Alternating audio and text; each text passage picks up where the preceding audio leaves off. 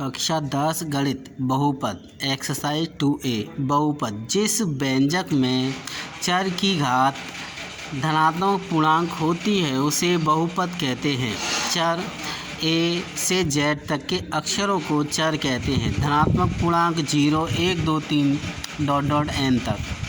प्रश्न नंबर 1 का पहला, निम्न में से कौन सा एक बहुपद नहीं है? तो देखो यहाँ पर x की घात कितनी है 2, यहाँ पे x की घात कितनी है 1, x क्या है आपका 4 है और चर की घात क्या आ रही है आपकी धनात्मक पूर्णांक आ रही है, तो इसका मतलब ये वाला एक बहुपद है।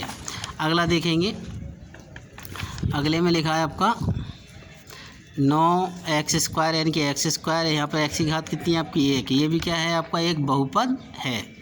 अगला देखेंगे यहाँ पर x की घात कितनी है 3, यहाँ पे 2, यहाँ पे कितनी होगी 1, यानी कि ये भी आपके क्या आ रहे हैं धनात्मक पूर्णांक आ रहे हैं। चर की घात क्या आ रही है धनात्मक पूर्णांक, ये भी क्या है आपका बहुपद है। इसे देखेंगे x की घात यहाँ पे कितनी है 1, यहाँ पे कितनी है 1, लेकिन ये जो है आपका व्यंजक के रूप में नहीं लिखा है, तो क्या करेंगे x की घात 1 + 3, इस x को ऊपर ले जाएंगे तो x की घात कितनी हो जाएगी -1 हो जाएगी।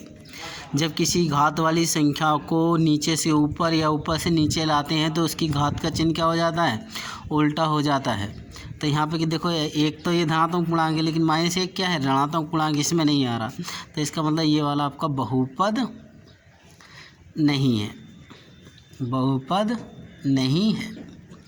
अगला देखेंगे प्रश्न नंबर 1 का दूसरा, निम्न में से कौन सा एक बहुपद है? बहुपद देखना, तो ये वाला तो बहुपद नहीं होगा, मैंने बताया था अभी। इसे ऊपर ले जाएंगे तो घात क्या हो जाएगी आपकी -1 हो जाएगी, ये वाला बहुपद नहीं है। यहाँ पे x² लिखा है, अंडर रूट लिखा है, √x, तो इसको ऐसे भी लिख सकते हैं आप 2x² - 3x की घात। जिन संख्याओं पर अंडर रूट होता है उनकी घात क्या होती है आधी होती है, तो 1/2 आ जाए +1। अब देखो आपका 2 तो धनात्मक पूर्णांक है लेकिन 1/2 पूर्णांक नहीं है, 1/2 पूर्णांक नहीं है आपका, तो इसलिए कि ये क्या है आपका ये भी बहुपद नहीं है। अगला देखेंगे, ये लिखा है आपका x², तो यहाँ कितना है x की घात 2 है, यहाँ पे x की घात कितनी है 1 है, यानी कि ये क्या है अभी आपका ये वाला आपका धनात्मक पूर्णांक आ रहे हैं। चर की घात, चर क्या है x, तो ये बहुपद आपका है, क्या है बहुपद है। ये वाला आपका बहुपद नहीं है क्योंकि x की घात यहाँ पे 2 है, यहाँ पे कितनी है -2, ये धनात्मक पूर्णांक है, ये क्या है ऋणात्मक पूर्णांक है। चर की घात केवल धनात्मक पूर्णांक होना चाहिए, वही परमेय व्यंजक आपका क्या होगा बहुपद होगा, नहीं तो बहुपद नहीं होगा।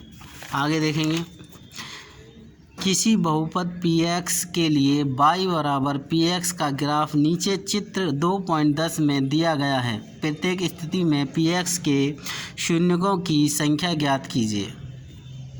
ठीक है, शून्यकों की संख्या निकालिए।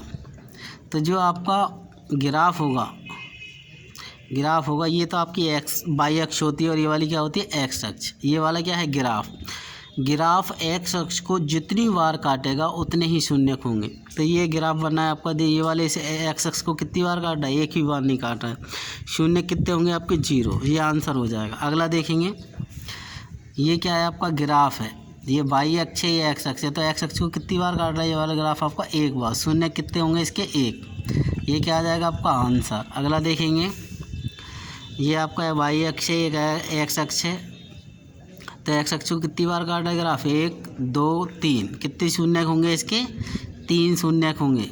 y अक्ष से कोई मतलब नहीं होता है, वक्र x अक्ष को जितनी बार काटता है उतने शून्यक होते हैं। ये वक्र कितनी बार काट रहा है यहाँ पर आपका 2 बार काट रहा है, तो शून्यक कितने हो जाएंगे आपके 2 आंसर। इसी प्रकार आपको 5वां कर लेना है, इसी प्रकार कौन सा कर लेना है 6ठा कर लेना है। ठीक है।